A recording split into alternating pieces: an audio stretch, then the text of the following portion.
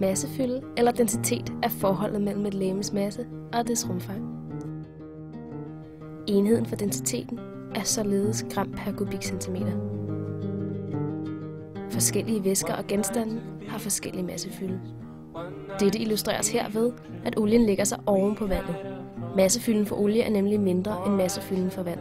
Er et stofs massefylde mindre end en væskes, vil stoffet flyde omkring overfladen, som eksempelvis dette stykke træ, hvis massefylde er mindst. Gummiduttens densitet derimod er størst.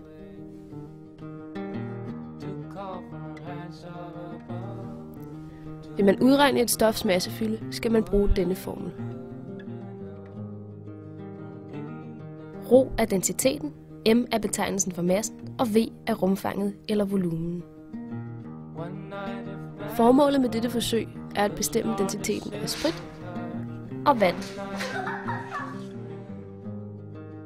Til dette skal vi bruge en vægt, husholdningssprit, et måleglas og vand. Vi kan vel starte med vand. Hæld 10-15 ml vand op i måleglasset og aflæs rumfanget af væsken.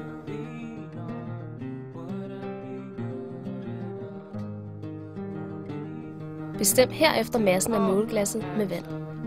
Fyld derefter lidt mere vand i og aflæs det nye rumfang og den nye masse. Gentag dette 6 gange. Når I er færdige, gør I det samme med sprit.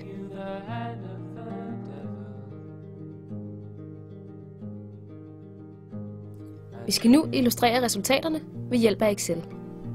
Ved at indskrive resultaterne kan vi finde den bedste rette linje.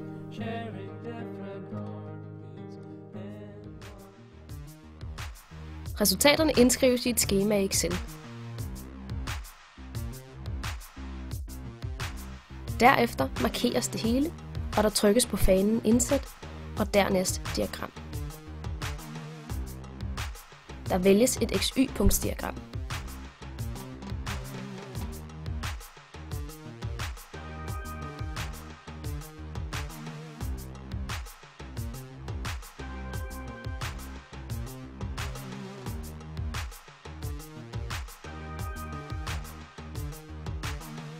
Diagrammet kommer frem inde i Excel, og der højreklikkes på selve linjen, og der vælges den bedste rette linje.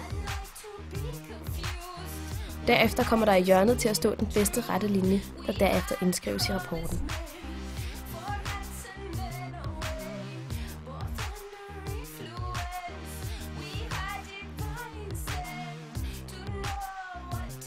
Som overskrift til diagrammet skrives der vand for vandforsøget,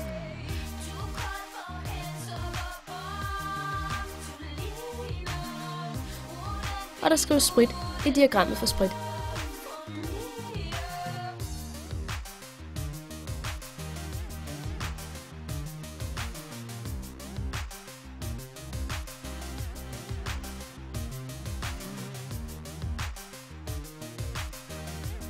I må have en rigtig god fornøjelse.